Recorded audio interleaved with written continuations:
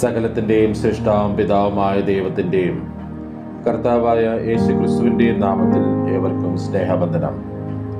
ഇന്ന് മെയ് 23. ഇന്ന് നമ്മൾ വായിക്കുന്ന ആദ്യത്തെ വായനാഭാഗം യോശുവ 9-ാം അധ്യായം. യോശുവ 9-ാം അധ്യായം 1-ാം വാക്യം മുതൽ.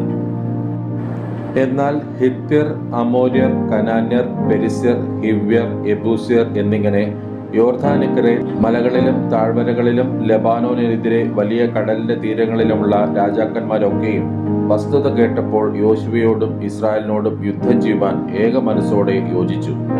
എന്നാൽ യോശുവ യെരിഹോവിനോടും ഹായിയോടും ചെയ്തത് ഗിബിയോൻ നിവാസികൾ കേട്ടപ്പോൾ അവർ ഒരു ഉപായം പ്രയോഗിച്ചു. ഭക്ഷണ സാധനങ്ങൾ ഒരുക്കി പഴയ ചാക്കുകളും പഴയതും കീറിയതും തുന്നിക്കെട്ടിയതുമായ വീഞ്ഞുതുരുത്തികളും കഴുതപ്പുറത്ത് കയറ്റി പഴക്കം ചെന്ന് കണ്ടം വെച്ച ചെരുപ്പ് കാലിലും പഴയ വസ്ത്രം ദേഹത്തിന്മേലും ധരിച്ച് പുറപ്പെട്ടു. അവരുടെ ഭക്ഷണത്തിനുള്ള അപ്പവും എല്ലാം ഉണങ്ങി പൂത്തിരുന്നു. അവർ ഗിൽഗാലിൽ പാളയത്തിലേക്ക് യോശുവയുടെ അടുക്കൽ ചെന്ന് അവനോടും ഇസ്രായേൽ പുരുഷന്മാരോടും, ഞങ്ങൾ ദൂരദേശത്ത് നിന്ന് വന്നിരിക്കുന്നു, ആകയാൽ ഞങ്ങളോട് ഒരു ഉടമ്പടി ചെയ്യണം എന്ന് പറഞ്ഞു. ഇസ്രായേൽ പുരുഷന്മാർ ആ ഹിബ്യരോട്, ഒരുപക്ഷെ നിങ്ങൾ ഞങ്ങളുടെ ഇടയിൽ പാർക്കുന്നവരായിരിക്കും, എന്നാൽ ഞങ്ങൾ നിങ്ങളോട് ഉടമ്പടി ചെയ്യുന്നത് എങ്ങനെ എന്ന് പറഞ്ഞു. അവർ യോശുവയോട്, ഞങ്ങൾ നിന്റെ ദാസന്മാരാകുന്നു എന്ന് പറഞ്ഞു. അപ്പോൾ യോശുവ അവരോട്, നിങ്ങൾ ആർ, എവിടെ നിന്ന് വരുന്നു എന്ന് ചോദിച്ചു. അവർ അവനോട് പറഞ്ഞത്, അടിയങ്ങൾ നിന്റെ ദൈവമായ യഹോവയുടെ നാമനിമിത്തം ഏറ്റവും ദൂരത്തു നിന്ന് വന്നിരിക്കുന്നു. അവന്റെ കീർത്തിയും അവൻ മിസ്രൈമിൽ ചെയ്തതൊക്കെയും ഹെശ്ബോൻ രാജാവായ സീഹോൻ, അസ്തരോത്തിലെ ബാശാൻ രാജാവായ ഓഗ്, ഇങ്ങനെ യോർദാൻ അക്കരെയുള്ള അമോര്യരുടെ 2 രാജാക്കന്മാരോടും അവൻ ചെയ്തതൊക്കെയും ഞങ്ങൾ കേട്ടിരിക്കുന്നു. അതുകൊണ്ട് ഞങ്ങളുടെ മൂപ്പന്മാരും ദേശനിവാസികൾ എല്ലാവരും ഞങ്ങളോട്, വഴിക്ക് വേണ്ടുന്ന ഭക്ഷണ സാധനം എടുത്ത് അവരെ ചെന്ന് കണ്ട് ഞങ്ങൾ നിങ്ങളുടെ ദാസന്മാർ ആയിക്കൊള്ളാം എന്ന് അവരോട് പറയണമെന്ന് പറഞ്ഞു. ആകയാൽ നിങ്ങൾ ഞങ്ങളോട് ഉടമ്പടി ചെയ്യണം. ഞങ്ങൾ നിങ്ങളുടെ അടുക്കൽ വരുവാൻ പുറപ്പെട്ട നാളിൽ ഭക്ഷണത്തിനായിട്ട് ഈ അപ്പം ചൂടോടെ ഞങ്ങളുടെ വീടുകളിൽ നിന്ന് എടുത്തതാകുന്നു.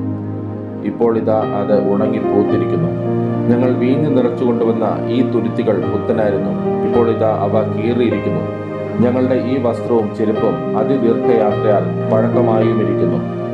അപ്പോൾ ഇസ്രായേൽ പുരുഷന്മാർ യഹോവയോട് ചോദിക്കാതെ അവരുടെ ഭക്ഷണ സാധനം വാങ്ങി ആസ്വദിച്ചു. യോശുവ അവരോട് സഖ്യതയും അവരെ ജീവനോടെ രക്ഷിക്കുമെന്ന് ഉടമ്പടിയും ചെയ്തു. സഭയിലെ പ്രഭുക്കന്മാരും അവരോട് സത്യം ചെയ്തു. ഉടമ്പടി ചെയ്തിട്ട് 3 ദിവസം കഴിഞ്ഞ ശേഷം അവർ സമീപസ്ഥന്മാർ എന്നും തങ്ങളുടെ ഇടയിൽ പാർക്കുന്നവർ എന്നും അവർ കേട്ടു. ഇസ്രായേൽ മക്കൾ യാത്ര പുറപ്പെട്ടതിന്റെ 3-ാം ദിവസം അവരുടെ പട്ടണങ്ങളിൽ എത്തി. അവരുടെ പട്ടണങ്ങൾ ഗിബിയോൻ, കെഫീര, ബെരോത്ത്, കിര്യത്ത് യെയാരീം എന്നിവയായിരുന്നു. സഭയിലെ പ്രഭുക്കന്മാർ ഇസ്രായേലിന്റെ ദൈവമായ യഹോവയെ കൊണ്ട് അവരോട് സത്യം ചെയ്തിരിക്കാൻ ഇസ്രായേൽ മക്കൾ അവരെ സംഹരിച്ചില്ല. എന്നാൽ സഭ മുഴുവനും പ്രഭുക്കന്മാരുടെ നേരെ പിറുപിറുത്തു. പ്രഭുക്കന്മാർ എല്ലാവരും സർവ്വസഭയോടും, ഇസ്രായേലിന്റെ ദൈവമായ യഹോവയെ കൊണ്ട് ഞങ്ങൾ അവരോട് സത്യം ചെയ്തിരിക്കാൻ നമുക്ക് അവരെ തൊട്ടുകൂടാ. നാം അവരോട് ഇങ്ങനെ ചെയ്ത് അവരെ ജീവനോടെ രക്ഷിക്കണം, അല്ലാഞ്ഞാൽ ചെയ്തു പോയ സത്യം നിമിത്തം കോപം നമ്മുടെ മേൽ വരും എന്ന് പറഞ്ഞു. അവർക്ക് വാക്കു കൊടുത്തതുപോലെ പ്രഭുക്കന്മാർ അവരോട്, ഇവർ ജീവനോടെ ഇരിക്കട്ടെ, എങ്കിലും അവർ സർവ്വസഭയ്ക്കും വിറക് കീറുന്നവരും വെള്ളം കോരുന്നവരും ആയിരിക്കണം എന്ന് പറഞ്ഞു. പിന്നെ യോശുവ അവരെ വിളിച്ച് അവരോട്, നിങ്ങൾ ഞങ്ങളുടെ ഇടയിൽ പാർത്തിരിക്കെ ബഹുദൂരസ്ഥന്മാർ എന്ന് പറഞ്ഞ് ഞങ്ങളെ വഞ്ചിച്ചത് എന്ത്? ആകയാൽ നിങ്ങൾ ശപിക്കപ്പെട്ടവർ.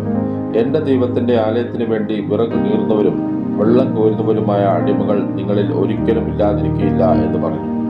അവർ യോശുവയോട്, നിന്റെ ദൈവമായ യഹോവ തന്റെ ദാസനായ മോശയോട്, നിങ്ങൾക്ക് ഈ ദേശമെല്ലാം തരുമെന്നും നിങ്ങളുടെ മുമ്പിൽ നിന്ന് ഈ ദേശനിവാസികളെ ഒക്കെയും നശിപ്പിക്കുമെന്നും കൽപ്പിച്ച പ്രകാരം അടിയങ്ങൾക്ക് അറിവ് കിട്ടിയതിനാൽ നിങ്ങളുടെ നിമിത്തം ഞങ്ങളുടെ ജീവനെക്കുറിച്ച് ഞങ്ങൾ ഏറ്റവും ഭയപ്പെട്ട് ഈ കാര്യം ചെയ്തിരിക്കുന്നു.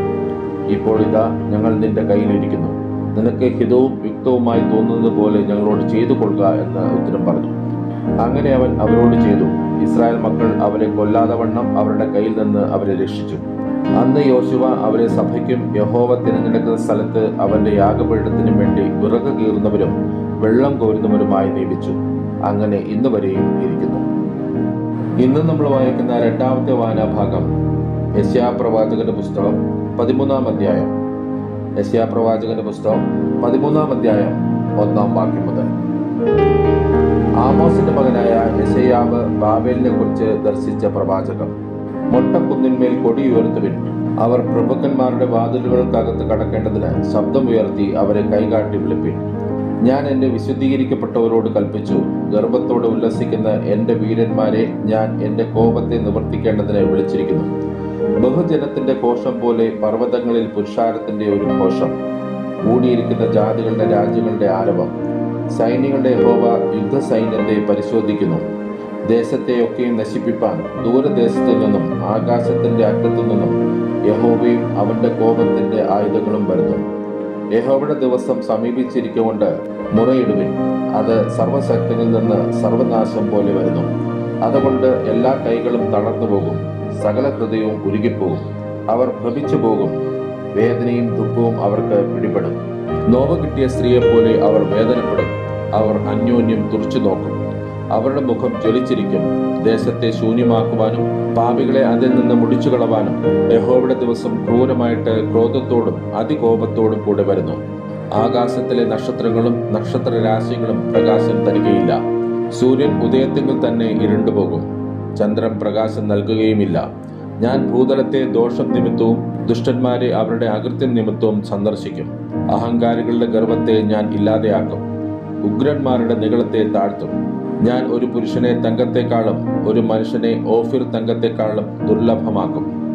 അങ്ങനെ ഞാൻ ആകാശത്തെ നടുങ്ങുമാറാക്കും. സൈന്യങ്ങളുടെ യഹോവയുടെ ക്രോധത്തിലും അവന്റെ ഉഗ്രകോപത്തിന്റെ നാളിലും ഭൂമി അതിന്റെ സ്ഥാനത്ത് നിന്ന് ഇളകിപ്പോകും. ഓടിച്ചുവിട്ട ഇളമാനിനെ പോലെയും ആരും കൂട്ടിച്ചേർക്കാത്ത ആടുകളെ പോലെയും അവർ ഓരോരുത്തൻ താന്താന്റെ ജാതിയുടെ അടുക്കലേക്ക് തിരിയും. ഓരോരുത്തൻ താന്താന്റെ സ്വദേശത്തിലേക്ക് ഓടിപ്പോകും.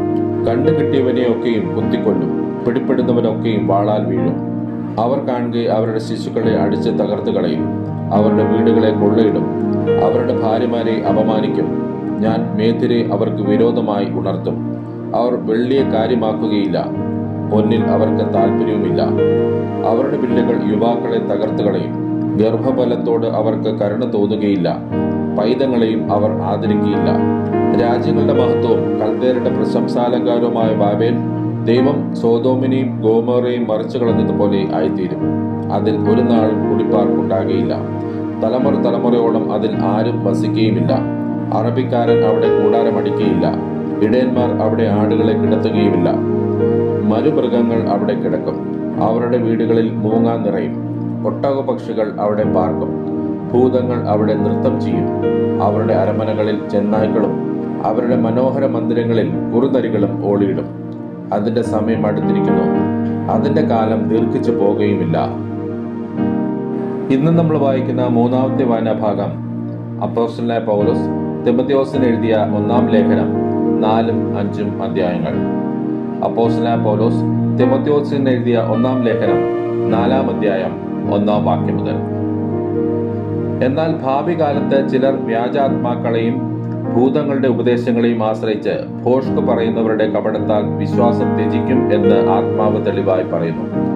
അവർ സ്വന്തം മനസാക്ഷിയിൽ ചൂടുവെച്ചവരായി വിവാഹം വിലക്കുകയും സത്യത്തെ ഗ്രഹിക്കുന്ന വിശ്വാസികൾ സ്തോത്രത്തോടെ അനുഭവിപ്പാൻ ദൈവം സൃഷ്ടിച്ച ഭോജ്യങ്ങളെ വർജിക്കണം എന്ന് കൽപ്പിക്കുകയും ചെയ്യും. എന്നാൽ ദൈവത്തിന്റെ സൃഷ്ടി എല്ലാം നല്ലത്, സ്തോത്രത്തോടെ അനുഭവിക്കുന്നുവെങ്കിൽ ഒന്നും വർജിക്കേണ്ടതല്ല. ദൈവവചനത്താലും പ്രാർത്ഥനയാലും വിശുദ്ധീകരിക്കപ്പെടുന്നുവല്ലോ.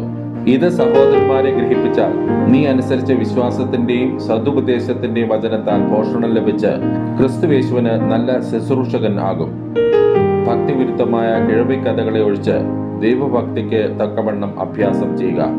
ശരീരാഭ്യാസം അല്പ പ്രയോജനമുള്ളതത്രേ, ദൈവഭക്തിയോ ഇപ്പോഴത്തെ ജീവന്റെയും വരുവാനിരിക്കുന്നതിന്റെയും വാഗ്ദത്തമുള്ളതാകയാൽ സകലത്തിനും പ്രയോജനകരമാകുന്നു. ഇത് വിശ്വാസ്യവും എല്ലാവരും അംഗീകരിപ്പാൻ യോഗ്യവുമായ വചനം. അതിനായിട്ട് തന്നെ നാം സകല മനുഷ്യരുടെയും പ്രത്യേകം വിശ്വാസികളുടെയും രക്ഷിതാവായ ജീവനുള്ള ദൈവത്തിൽ ആശ വെച്ച് അധ്വാനിച്ചും പോരാടിയും വരുന്നു. ഇത് നീ ആജ്ഞാപിക്കുകയും ഉപദേശിക്കുകയും ചെയ്യുക. ആരും നിന്റെ യൗവനം തുച്ഛീകരിക്കരുത്. വാക്കിലും നടപ്പിലും സ്നേഹത്തിലും വിശ്വാസത്തിലും നിർമ്മലതയിലും വിശ്വാസികൾക്ക് മാതൃകയായിരിക്കാം. ഞാൻ വരുവോളം വായന, പ്രബോധനം, ഉപദേശം എന്നിവയിൽ ശ്രദ്ധിച്ചിരിക്കാം. മൂപ്പന്മാരുടെ കൈവെപ്പോടുകൂടെ പ്രവചനത്താൽ നിനക്ക് ലഭിച്ചതായി നിന്നിലുള്ള കൃപാവരം ഉപേക്ഷയായി വിചാരിക്കാതെ നിന്റെ അഭിവൃദ്ധി എല്ലാവർക്കും പ്രസിദ്ധമായി തീരേണ്ടതിന് ഇത് കരുതുക. ഇതിൽ തന്നെ ഇരുന്നു കൊള്ളുക. നിന്നെ തന്നെയും ഉപദേശത്തെയും സൂക്ഷിച്ചുകൊള്ളുക. ഇതിൽ ഉറച്ചു നിൽക്കുക. അങ്ങനെ ചെയ്താൽ നീ തന്നെയും നിന്റെ പ്രസംഗം കേൾക്കുന്നവരെയും രക്ഷിക്കും. അപ്പോസ്തലനായ പൗലോസ് തിമോഥെയോസിന് എഴുതിയ 1-ാം ലേഖനം 5-ാം അധ്യായം 1-ാം വാക്യം മുതൽ. മൂത്തവനെ ഭത്സിക്കാതെ അപ്പനെ പോലെയും, ഇളയവരെ സഹോദരന്മാരെ പോലെയും, മൂത്ത സ്ത്രീകളെ അമ്മമാരെ പോലെയും, ഇളയ സ്ത്രീകളെ പൂർണ്ണ നിർമ്മലതയോടെ സഹോദരികളെ പോലെയും പ്രബോധിപ്പിക്കാം. സാക്ഷാൽ വിധവമാരായിരിക്കുന്ന വിധവമാരെ മാനിക്കാം. വല്ല വിധവയ്ക്കും പുത്രപൗത്രന്മാർ ഉണ്ടെങ്കിൽ അവർ മുമ്പേ സ്വന്തം കുടുംബത്തിൽ ഭക്തി കാണിച്ച് അമ്മയപ്പന്മാർക്ക് പ്രത്യുപകാരം ചെയ്യുവാൻ പഠിക്കട്ടെ. ഇത് ദൈവസന്നിധിയിൽ പ്രസാദകരമാകുന്നു. സാക്ഷാൽ വിധവയും ഏകാഗിയുമായവൾ ദൈവത്തിൽ ആശ്രയിച്ച് രാപകൽ യാചനയിലും പ്രാർത്ഥനയിലും ഉറ്റുപാർക്കുന്നു. കാമുകിയായവളോ ജീവിച്ചിരിക്കൽ തന്നെ ചത്തവൾ. അവർ നിരപവാദ്യമായിരിക്കേണ്ടതിന് നീ ഇത് ആജ്ഞാപിക്കുക. തനിക്കുള്ളവർക്കും പ്രത്യേകം സ്വന്തം കുടുംബക്കാർക്കും വേണ്ടി കരുതാത്തവൻ വിശ്വാസം തള്ളിക്കളഞ്ഞ് അവിശ്വാസിയേക്കാൾ അധമനായിരിക്കുന്നു. സൽപ്രവൃത്തികളാൽ ശ്രുതിപ്പെട്ട് ഏക ഭർത്താവിന് ഭാര്യയായിരുന്ന് 60 വയസ്സിന് താഴെയല്ലാത്ത വിധവ മക്കളെ വളർത്തുകയോ അതിഥികളെ സൽക്കരിക്കുകയോ വിശുദ്ധന്മാരുടെ കാലുകളെ കഴുകുകയോ ഞെരുക്കമുള്ളവർക്ക് മുട്ടു തീർക്കുകയോ സർവ്വ സൽപ്രവൃത്തിയും ചെയ്ത് പോരാടുകയോ ചെയ്തുവെങ്കിൽ അവളെ തിരഞ്ഞെടുക്കാം. ഇളയ വിധവമാരെ ഒഴിക്കാം. അവർ ക്രിസ്തുവിന് വിരോധമായി പുളച്ചു മതിക്കുമ്പോൾ വിവാഹം ചെയ്യുവാൻ ഇച്ഛിക്കും. ആദ്യ വിശ്വാസം തള്ളുകയാൽ അവർക്ക് ശിക്ഷാവിധിയുണ്ട്. അത്രയുമല്ല, അവർ വീട് തോറും നടന്ന് മിനക്കെടുവാനും ശീലിക്കും. മിനക്കെടുക മാത്രമല്ല, വായാടികളും പരകാര്യത്തിൽ ഇടപെടുന്നവരുമായി അരുതാത്തത് സംസാരിക്കും. ആകയാൽ ഇളയവർ വിവാഹം ചെയ്യുകയും പുത്രസമ്പത്ത് ഉണ്ടാക്കുകയും ഭവനം രക്ഷിക്കുകയും വിരോധിക്ക് അപമാനത്തിന് അവസരം ഒന്നും കൊടുക്കാതിരിക്കുകയും വേണം എന്ന് ഞാൻ ഇച്ഛിക്കുന്നു. ഇപ്പോൾ തന്നെ ചിലർ സാത്താന്റെ പിന്നാലെ പോയല്ലോ. ഒരു വിശ്വാസിനിക്ക് വിധവമാർ ഉണ്ടെങ്കിൽ അവൾ തന്നെ അവർക്ക് മുട്ടുതീർക്കട്ടെ. സഭയ്ക്ക് ഭാരം വരുത്തരുത്. സാക്ഷാൽ വിധവമാരായവർക്ക് മുട്ടുതീർപ്പാനുണ്ടല്ലോ. നന്നായി ഭരിക്കുന്ന മൂപ്പന്മാരെ, പ്രത്യേകം വചനത്തിലും ഉപദേശത്തിലും അധ്വാനിക്കുന്നവരെ തന്നെ ഇരട്ടിമാനത്തിന് യോഗ്യരായി എണ്ണുക. മെതിക്കുന്ന കാളയ്ക്ക് മുഖകൊട്ട കെട്ടരുത് എന്ന് തിരുവെഴുത്ത് പറയുന്നു. വേലക്കാരൻ തന്റെ കൂലിക്ക് യോഗ്യനെന്നും ഉണ്ടല്ലോ. 2-3 സാക്ഷികൾ മുഖേനയല്ലാതെ ഒരു മൂപ്പന്റെ നേരെ അന്യായം എടുക്കരുത്. പാപം ചെയ്യുന്നവരെ ശേഷമുള്ളവർക്കും ഭയത്തിനായി എല്ലാവരും കേൾക്കെ ശാസിക്കാം. നീ പക്ഷമായി ഒന്നും ചെയ്യാതെ കണ്ട് സിദ്ധാന്തം കൂടാതെ ഇവ പ്രമാണിച്ചു കൊള്ളണമെന്ന് ഞാൻ ദൈവത്തെയും ക്രിസ്തുയേശുവിനെയും ശ്രേഷ്ഠ ദൂതന്മാരെയും സാക്ഷിയാക്കി നിന്നോട് കൽപ്പിക്കുന്നു.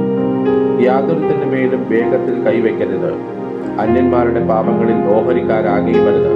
നിന്നെ തന്നെ നിർമ്മലനായി കാത്തുകൊള്ളുക. മേലാൽ വെള്ളം മാത്രം കുടിക്കാതെ നിന്റെ അജീർണതയും കൂടെയുള്ള ക്ഷീണതയും നിമിത്തം അല്പം വീഞ്ഞും സേവിച്ചു കൊള്ളുക. ചില മനുഷ്യരുടെ പാപങ്ങൾ വിസ്താരത്തിന് മുമ്പേ തന്നെ വെളിവായിരിക്കുന്നു. ചിലരുടെ പാപങ്ങളോ ക്രമേണ അത്രേ. സൽപ്രവൃത്തികളും അങ്ങനെ തന്നെ വെളിവാകുന്നു. വെളിവാകാത്തവയും മറഞ്ഞിരിക്കുകയില്ല. ഇന്ന് നമ്മൾ വായിച്ചു കേട്ട ഈ വേദഭാഗങ്ങളാൽ പിതാവായ ദൈവത്തിൽ നിന്നും കർത്താവായ ക്രിസ്തുയേശുവിൽ നിന്നും ഏവർക്കും കൃപയും കനിവും സമാധാനവും ഉണ്ടാകട്ടെ. ആമേൻ.